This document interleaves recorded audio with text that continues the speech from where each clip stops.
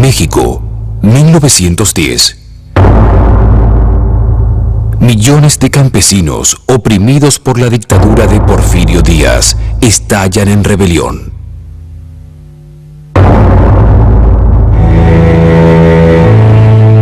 En el sur del estado de Durango, un peón de Hacienda recibe el encargo de liderar la revuelta en la región. Cuenta con apenas 15 hombres. En pocos días, 375 soldados ya conforman su ejército revolucionario. Su nombre, Francisco Villa. Va a ser uno de los hombres más importantes de la Revolución Mexicana. Es uno de los líderes más carismáticos, mucho más que Obregón, mucho más que Carranza, equiparable a Zapata, el otro gran luchador social de la Revolución. Es decir, que Villa fue el instrumento más decisivo de la destrucción del antiguo régimen. Esto creo que es el mérito histórico de Villa.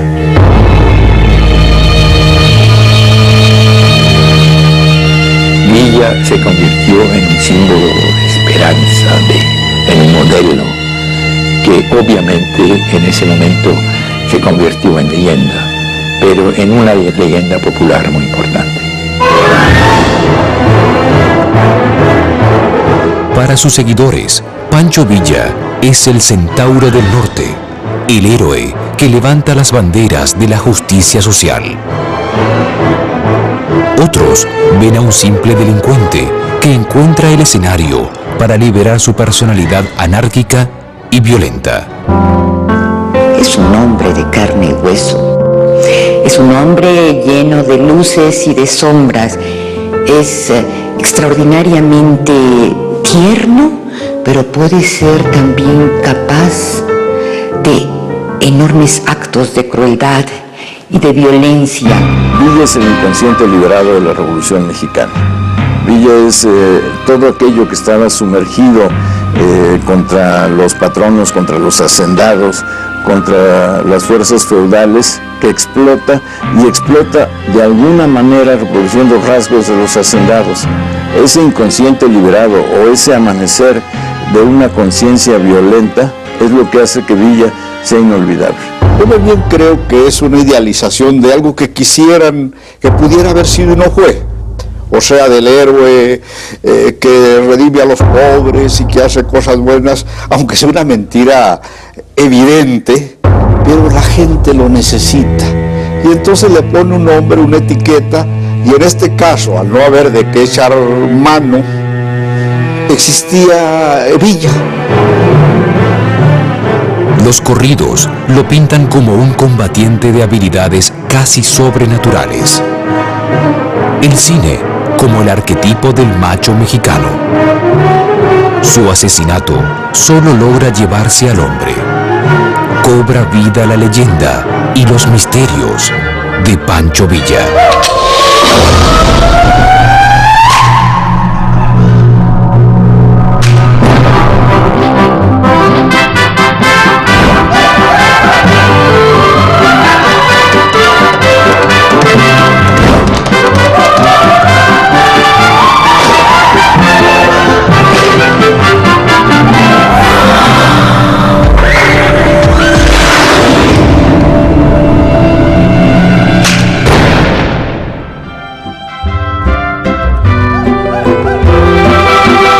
Estudiosos villistas ubican su nacimiento el 5 de junio de 1878 en San Juan del Río, estado de Durango.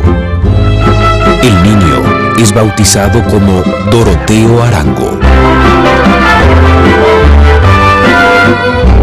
Los papás de Francisco Villa, o Doroteo Arango como era su nombre de pila, fue don Agustín Arango y doña Micaela Arámbula.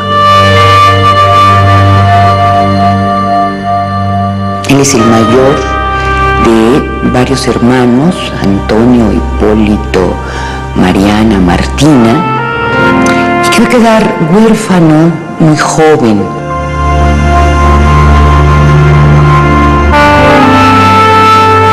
Agustín Arango y Micaela Arámbula son un humilde matrimonio de agricultores. Una de las tantas familias a las que el gobierno ha arrebatado sus campos para entregarlos a acaudalados terratenientes. Entonces, todo el mundo tenía derecho a utilizar los terrenos de pasto, tenía derecho a sacar madera, tenía derecho a capturar ganado salvaje que había allí. Cuando el Estado tomó estas tierras y las vendió a grandes propietarios, este derecho ya no existía.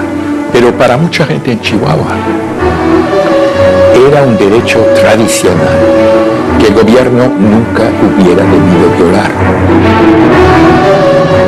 Los Arango Arámbula se establecen en el rancho La Coyotada. El régimen los obliga a trabajar para fuertes hacendados del municipio, los López Negrete. Los Arango van a ser medieros de esta hacienda, es decir, que la mitad de lo que producen se la tienen que dar al hacendado. Y esto va a generar un sentimiento generalizado, un gran resentimiento social. El nacimiento del niño Doroteo Arango en la propiedad de los López Negrete está rodeado de aspectos oscuros que alimentan el primero de los misterios de Pancho Villa, el misterio de su origen. Nunca he oído que el señor Arango pudiera no ser su padre. Fue hasta posteriormente aquí en Chihuahua que me llegó como parte de historia oral, la historia de que el verdadero padre de Villa era un hacendado de ir cercano a San Juan del Río, que se llamaba Luis Ferma.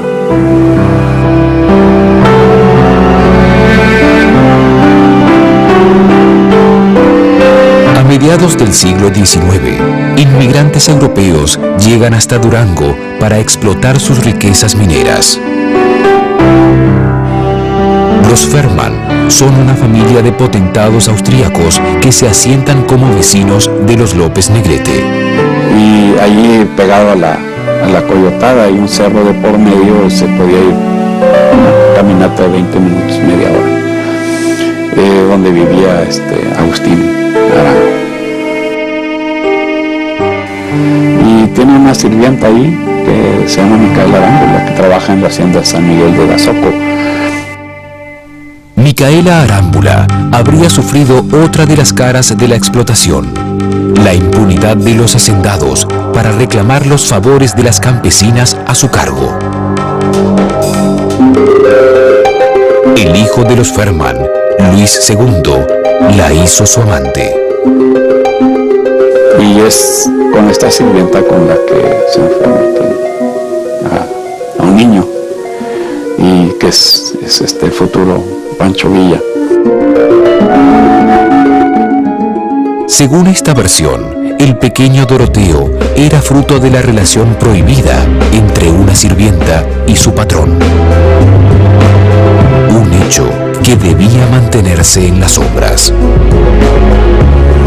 Pues los hacendados no les interesaba este asunto, no que fuera una cosa todos los días que tuvieran hijos con las sirvientas o con gente del pueblo, pero y si los tenían, pues, ¿cuál era el problema? No había absolutamente ningún problema. Lo registraban como madres solteras y en este caso, pues ella estaba casada, pues lo registran con el apellido del esposo, Arango.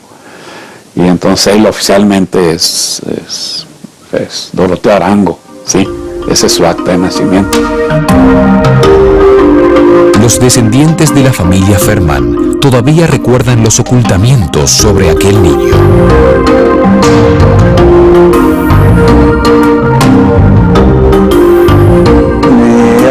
Mi abuelo era el heredero de la hacienda que se llamaba Ciénaga de Bazoco.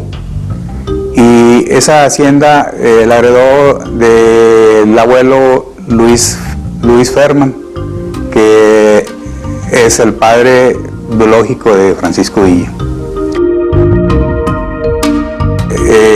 La madre de Francisco Villa era sirvienta en la casa grande, en la casa donde vivía mi abuelo. Y por ese tiempo el abuelo ya estaba viudo. Entonces pues se supone que por su soledad, ¿verdad?, tuvo relaciones con esa mujer, que era una mujer joven. Para la familia de hacendados de donde provenimos, y conociendo cómo eran mis abuelitos de orgullosos, tenían mucha clase. Entonces para ellos era una vergüenza muy grande el saber que el bisabuelo Luis había tenido relaciones con una sirvienta. Y nuestra abuelita y nuestro abuelito, o sea, Miguel y Rafaelita, nos decían a las niñas chiquitas, si en la escuela algún día les preguntan que si conocieron a Pancho Villa, que si son familiares, ustedes calladitos, ustedes no van a decir absolutamente nada de lo que han escuchado en nuestra casa. Era un secreto muy bien guardado.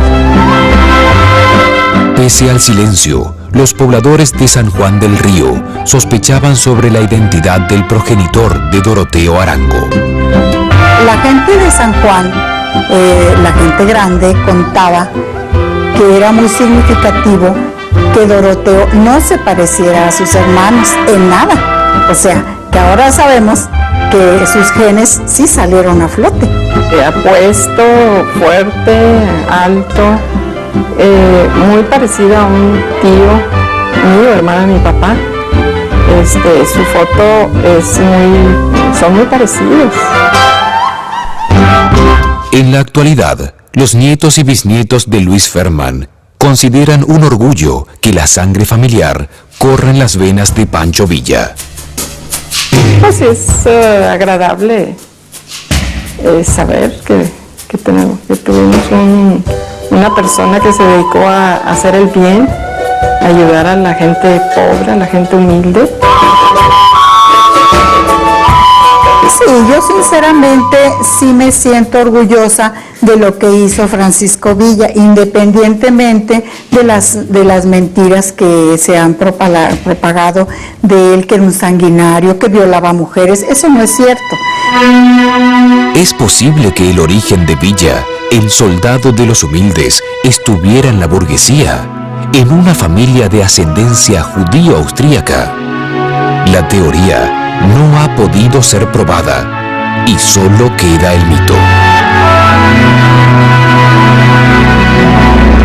Doroteo es inscrito en el registro civil de San Juan del Río como hijo legítimo de Agustín Arango.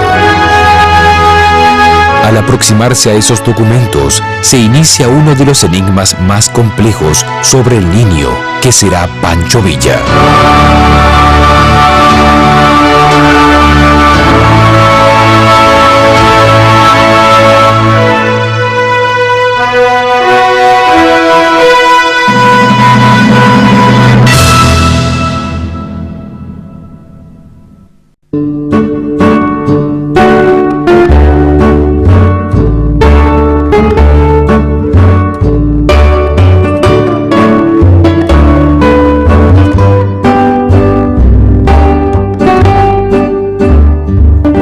El origen de Francisco Pancho Villa aún es discutido por sus cronistas. Para algunos, es hijo del campesino Agustín Arango. Otros afirman que su padre biológico es el hacendado austríaco Luis Ferman. Cambia mucho la historia de un hombre que tiene que emerger de las bajas capas sociales, ¿verdad?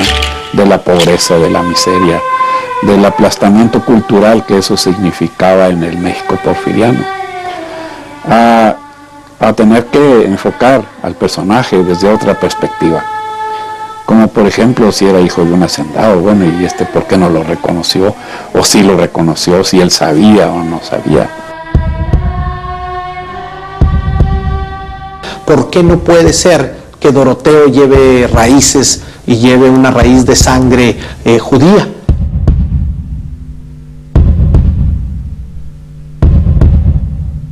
Un riguroso análisis fisonómico de los rostros de Pancho Villa y su supuesto padre intenta aportar nuevos indicios y resolver la controversia.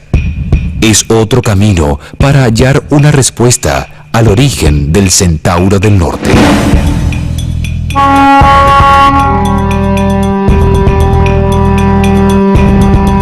La mecánica del trabajo exige dos fotografías de características similares. Una de Francisco Villa, denominada Fotografía Testigo, y otra de Luis Ferman, designada Fotografía Problema. Con el primer estudio fueron los estudios en las características morfológicas, ¿sí? Tomando en cuenta la simetría horizontal. Sobre las fotografías se proyectan 4 trazos horizontales llamados superciliar, bipupilar, infraorbital y comisural. Al cotejarlos, revelan sorprendentes coincidencias en las proporciones de ambos rostros. Después de trazar los trazos horizontales, nos damos cuenta de que presentan mucha similitud, ¿sí? Es decir, que a la misma altura tenemos las cejas, a la misma altura tenemos los ojos, a la misma altura tenemos la boca.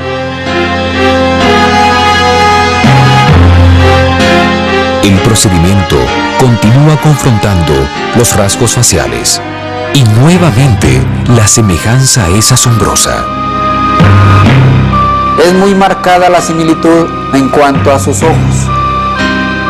Los dos rostros de las personas, ¿sí? Los encontramos rasgados y con el párpado caído. La nariz también es muy semejante. El bigote también es muy poblado, ¿sí? Muy poblado, ¿sí? Y largo. Y la forma de la cara también nos encontramos de que es redonda. La instancia definitiva del estudio es la superposición alternativa de las fotografías en transparencias y a una misma escala. Hay más similitudes que diferencias, ¿sí? Entonces nos da como resultado que sí puede existir algún parentesco cercano entre Luis Ferman Burrola con el general Francisco Villa. El notable parecido y la firme tradición oral podrían indicar que Villa es hijo del hacendado austríaco. Los investigadores villistas continúan la búsqueda de evidencia concluyente, pero los primeros días del general de Durango aún permanecen sumidos en el misterio. En la iglesia San Francisco de Asís, en San Juan del Río, se conserva parte de la documentación que atribuye la paternidad del niño Doroteo a Agustín Arango.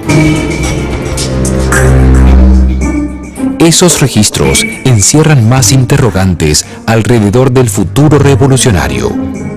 Comienza el enigma de los documentos adulterados de Pancho Villa. La vida de Villa es toda polémica.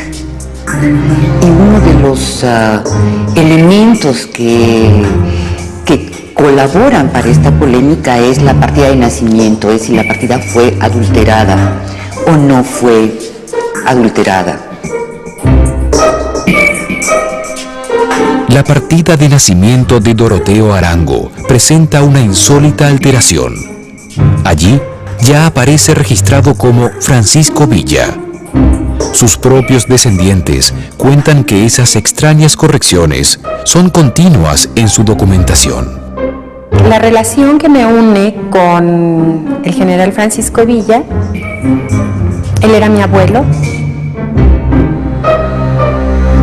Con relación al acta de nacimiento de Doroteo Arango, sí, efectivamente es un acta de nacimiento que está falsificada, por lo menos alterada, no falsificada, alterada. pues, se nos pueden ocurrir muchísimas cosas de por qué está alterada.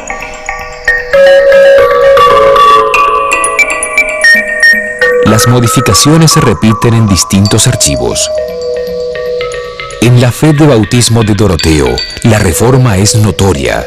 El apellido Arango ha sido tachado y figura su posterior nombre de guerra, Villa. Alguien cometió la barbaridad de tacharle y ponerle otro nombre encima. Pues dice Villa. Me parece algo barbárico y no sé por qué lo hizo. Debe ser algún fanático que se va por alguna de las líneas de que él era Arango o no era, y fue y le tachó el nombre, punto. Realmente no se sabe quién cometió el error de hacerle una corrección a la fe de bautismo. Si se supiera, se procedía contra esa persona, pero desgraciadamente pues no se tuvo el control. No se ha llegado a una hipótesis convincente que explique las adulteraciones en la antigua documentación de Doroteo Arango. Una de las especulaciones se las adjudica a un personaje inesperado. Pudo haber sido el propio general Villa que hubiera mandado a alguien a alterar su acta de nacimiento.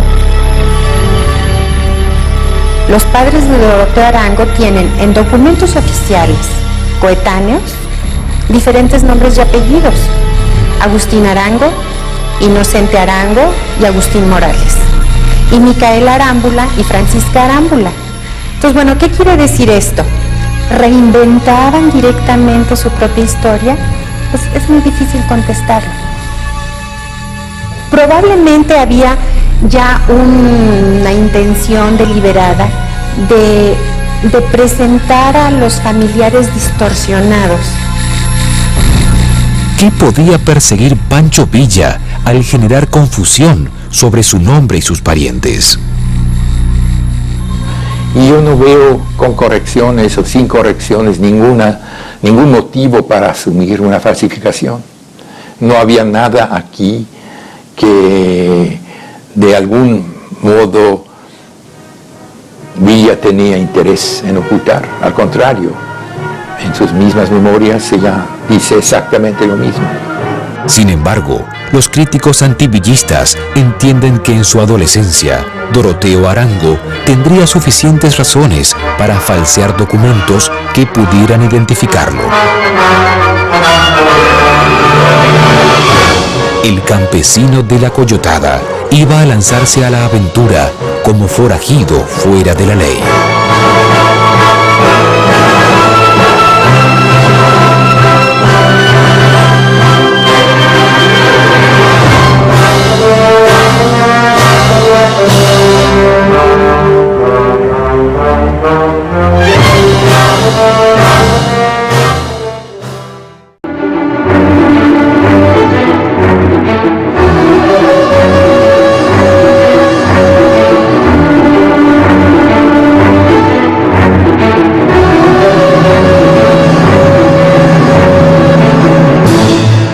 Pancho Villa es el personaje más discutido de la Revolución Mexicana. Su confuso origen y las incomprensibles alteraciones en su documentación enfrentan a los expertos. La disputa se instala también en el año 1894, cuando un imprevisto incidente lo aparta de la vida de campesino. En el rancho de la Coyotada, donde él nació, un rancho que pertenecía al hacendado López Negrete, uno de los más ricos hacendados de Durango.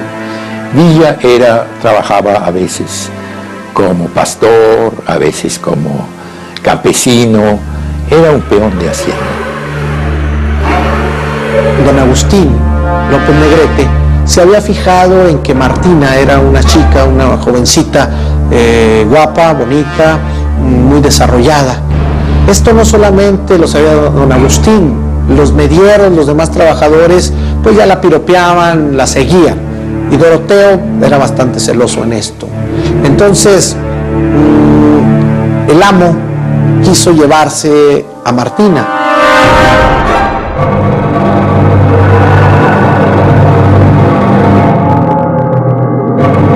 Martina, una de las hermanas menores de Francisco Villa, aún conocido como Doroteo Arango, es codiciada por el patrón.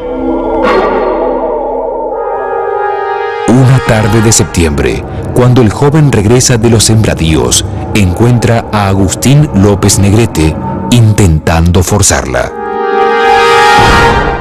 Entonces ve esta situación, trae una pistola 22, calibre 22 del jacal de sus primos, se enfrenta al hacendado, siendo un jovencito, y tuvo el valor, la capacidad, el coraje para enfrentarse al hacendado.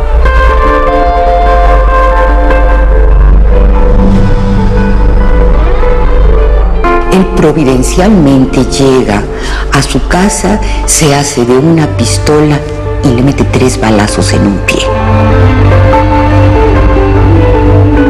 Doroteo sabe que inmediatamente será buscado por la acordada, la temible policía de la dictadura. Decide darse a la fuga hacia las sierras, un ambiente inhóspito y atestado de bandidos rurales. Comienza a vagar por las montañas y entonces él, para poder sobrevivir en un medio tan hostil, se relaciona con una banda de gavilleros, una banda muy conocida, que era la de Ignacio Parra, y con él inicia esta vida de proscripción y también de abigeato.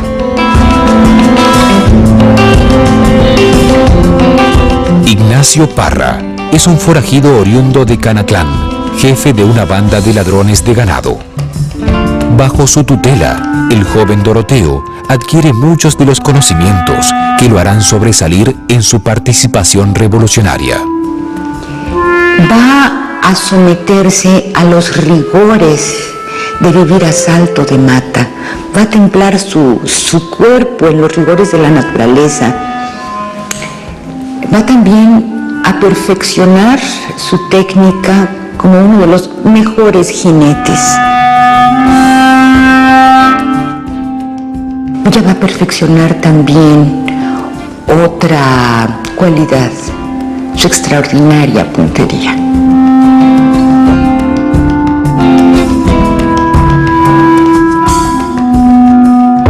En 1914, Villa dicta sus memorias a uno de sus hombres, Manuel Bauche Alcalde.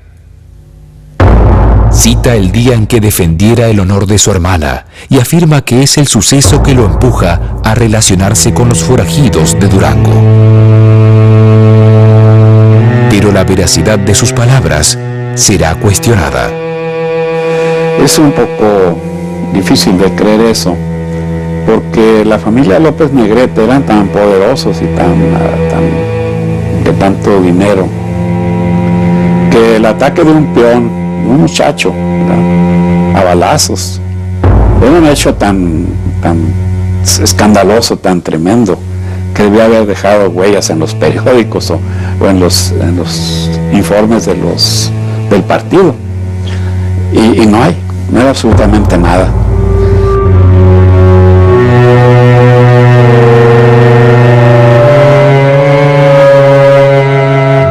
Pues es muy romántico, realmente es muy bonita la explicación, pero aparentemente no es cierta. La anécdota es una invención de Villa para justificar su acercamiento a la delincuencia. Él mismo está construyendo su leyenda.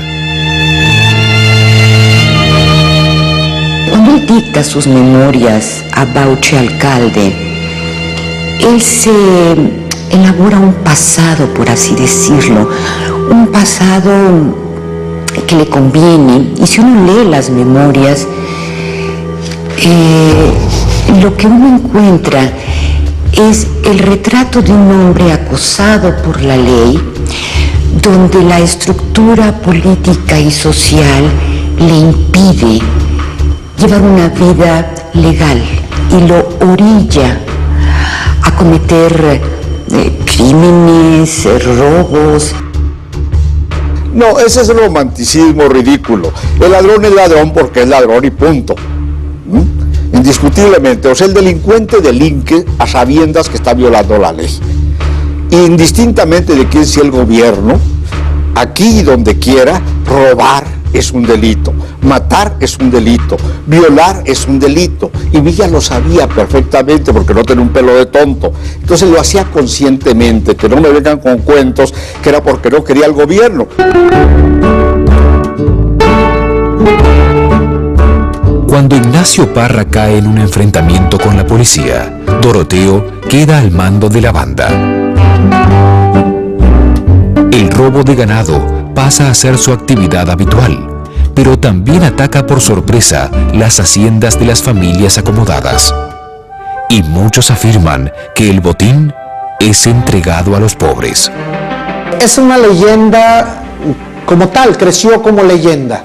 Pero no hay que olvidar que todas las leyendas están basadas en hechos reales. La leyenda de que Pancho Villa después se consideró en su época de bandolero como un Robin Hood mexicano para hacerse leyenda es porque pasó un proceso de veracidad.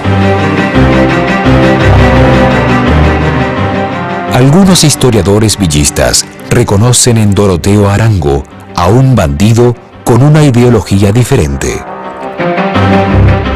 Un hombre consciente de la injusta división de las riquezas en su país. Su conciencia lo hace sentir mal y de lo que roba trata de remediar a la gente que no tiene.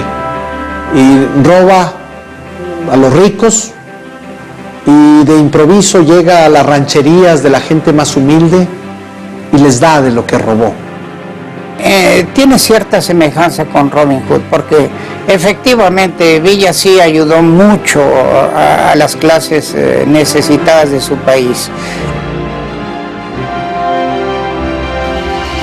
Y tiene la enorme cualidad de que él nunca traicionó sus propios ideales. Es decir, él llegó a ser el hombre más poderoso de México, al menos desde el punto de vista militar. Y no claudicó de su posición de ayudar siempre a los más necesitados. Pero las autoridades cada vez están más cerca de los pasos del Robin Hood mexicano. Doroteo Arango huye hacia el estado de Chihuahua e idea un plan para dificultar el rastro a sus perseguidores.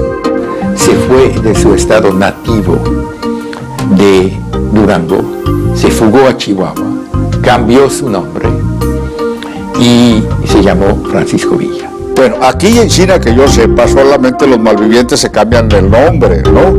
Y algunas mujeres muy buenas, pero de vida mala, para hacer sus fechorías, suelen cambiarse de nombre. La primera característica que la tenemos es que Villa no era Villa, ¿no? Si él no era precisamente Doroteo Arango, nunca usa su nombre, pasa la historia con el nombre de él, un bandido. Sus opositores aseguran que con el nombre de Francisco Villa, el futuro líder revolucionario manifiesta su faceta más sombría. Lejos de la imagen del luchador social, lo describen como un bandolero despiadado. Muy vengativo, y la crueldad no tenía límites. Inclusive se ensayaba con niños, con gente indefensa, con ancianos. No había posibilidad, o sea, no había un límite para él. La mayor explosión de su odio hacia las familias poderosas de la zona se desata. Villa se vuelve un asesino incontenible que llega a ser llamado el quinto jinete del apocalipsis.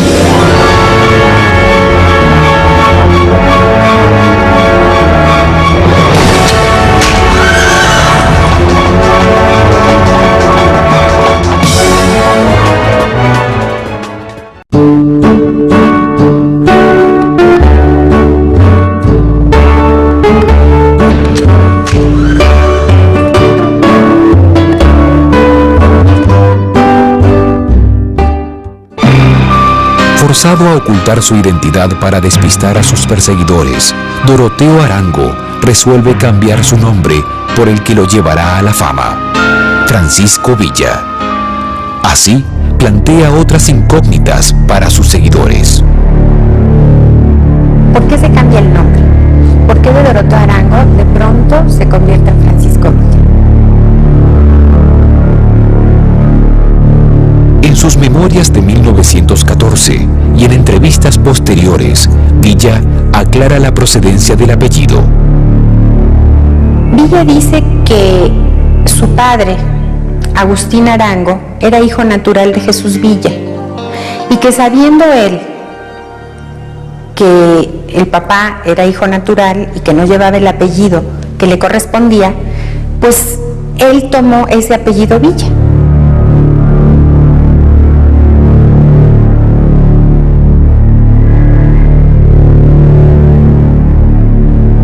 Lo que no nos dice es por qué se cambió el nombre. Realmente Doroteo no es un nombre muy común, ni entre indígenas, ni entre mestizos en el norte. No es un nombre común, Doroteo. Pero Francisco sí. El subjefe de la banda de Ignacio Parra, sospechosamente, se llamaba Francisco Villa. Algunos creen que el cambio de nombre fue su tributo cuando el bandido cayó en una de las constantes batallas con la acordada. Y parece una cosa natural que se cambiara de nombre. Y escoge el de Francisco Villa, que ha dado lugar a muchas confusiones porque efectivamente hubo un bandolero de Zacatecas que me rodeaba por Durango y me rodeaba por la región de San Juan del Río. Se llamaba Francisco Villa y hay numerosas órdenes de aprehensión en contra de él a fines de la década de los años 80, o sea, 1887, 88, 89, cuando Villa tiene 9 o 10 años, ¿sí? Obviamente no era él, ni siquiera puede decir que era su papá, sino lo que parece ser que este señor era algo así como un bandido generoso, ¿no? Y debe haber habido alguna conexión amistosa con la familia para que él haya tomado ese nombre, debe haber alguna razón.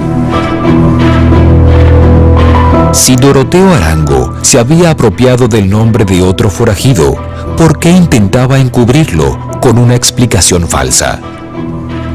¿Se proponía limpiar su pasado? ¿O intencionalmente otra vez estaba dando forma a su propio mito? Cuando Villa decidió llamarse Pancho Villa, lo decidió y así se llamó de ahí en adelante. Cuando él se va a Chihuahua, realmente no era conocido como tal, como Doroteo. Le funcionó su estrategia de refugiarse o proteger su identidad con el nombre de Pancho Villa. Y él siempre sostuvo ser Pancho Villa. Doroteo Arango, ya convertido en Pancho Villa, obtiene libertad de movimientos. En Chihuahua, intenta retomar una vida más cercana a la legalidad. Y la estructura política del estado de Chihuahua le va cerrando las posibilidades. Él intenta, por ejemplo, vender carne.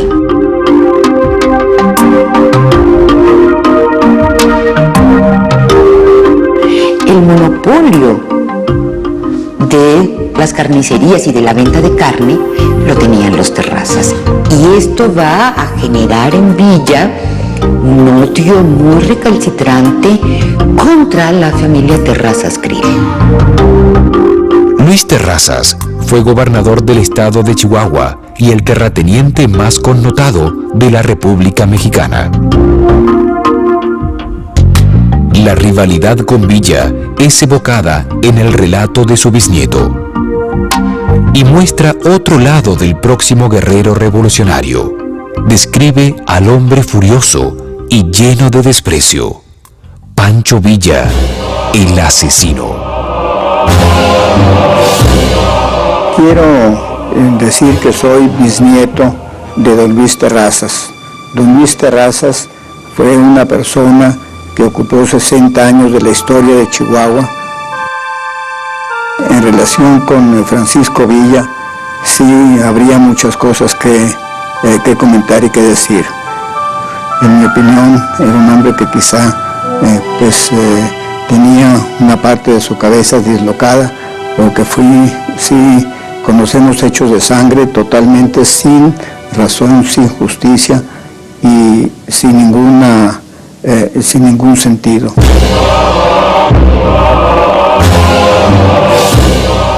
Él tomó preso a Luis Terrazas, le exigió el dinero.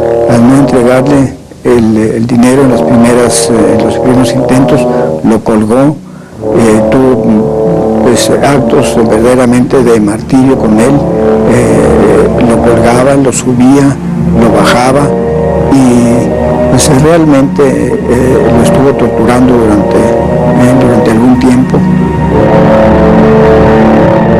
Francisco Villa además no quería a los extranjeros, no quería a los españoles, no quería a los chinos, no quería a los árabes y se ensañaba especialmente con personas de esa nacionalidad.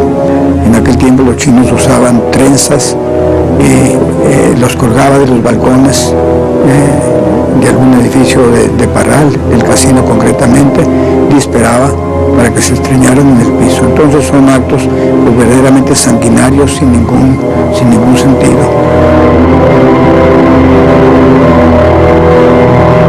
Era una gente sanguinaria per se, una gente que le gustaba, que se satisfacía con el crimen. Los testimonios hablan de un Villa cruel y sin escrúpulos. Lo definen como un demonio capaz de despertar el terror de la población. No, pues mi madre venía con el siglo, es decir, en 1900. La revolución fue en 1910, pues ella era una niña que tenía 10 años. 10 años cuando empezó la famosa Revolución Mexicana. Pues como ellos sí lo vivieron, entonces hablaban muy mal de Francisco Villa, hablaban muy mal y recordaban y hacían que se supiera todas las barbaridades y atrocidades que se hacían. Muerte, maltrato, las mujeres violaciones, que les quitan lo que tienen, el producto de su trabajo.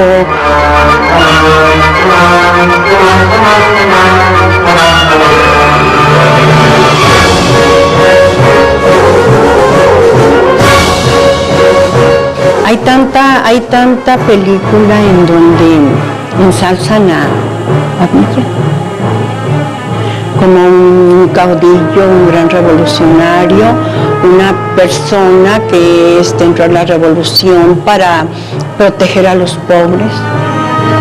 Mentiras, ¿verdad? Mentiras. Un ladrón, un asesino.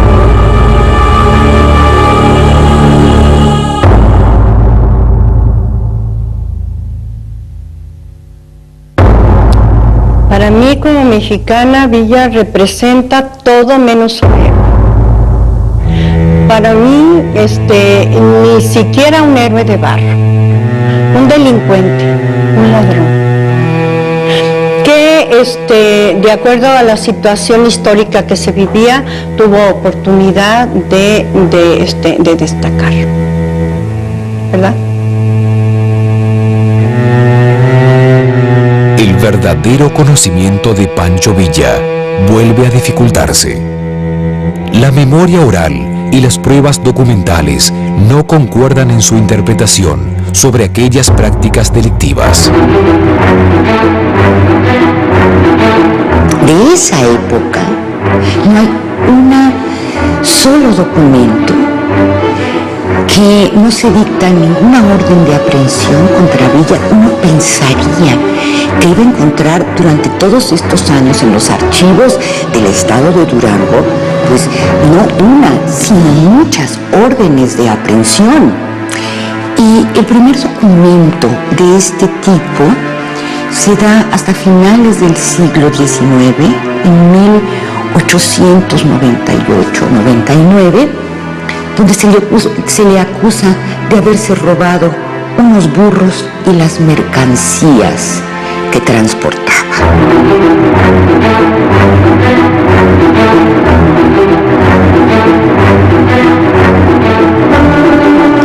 Los otros documentos que hay en los archivos judiciales del estado de Durango nos presentan a un Villa que es un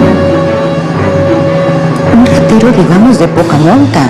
Robarse 2 burros y su mercancía. En otra ocasión lo detuvieron por robarse un par de rifles. Esto no habla de este personaje que ande matando rurales. ¿Cuáles fueron los verdaderos acontecimientos en la vida del Pancho Villa temprano? Al reconstruir los sucesos, el individuo es devorado por la figura mítica.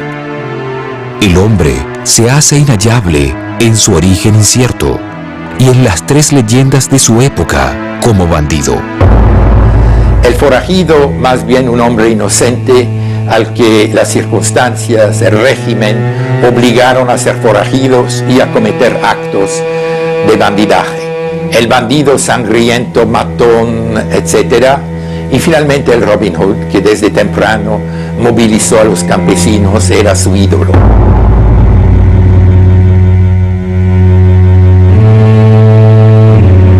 Y estoy seguro que al pasar por Chihuahua van a encontrar las 3 leyendas, de una y otra parte. Y por mucho tiempo estas leyendas ocultaron la personalidad de Villa. Estaba tan metido en leyendas y que para entender al personaje había que sacarlo de la leyenda. Y eso era mi propósito principal, revivir el Villa histórico. El 20 de noviembre de 1910, Pancho Villa entra a la historia. Sus días continúan en la Revolución, donde su relieve legendario adquiere dimensiones colosales. Llega a ser el general invencible. Inspira los corridos que glorifican sus hazañas. Y por primera vez en todo México, se escucha el grito de victoria que perdurará para siempre. ¡Viva Villa!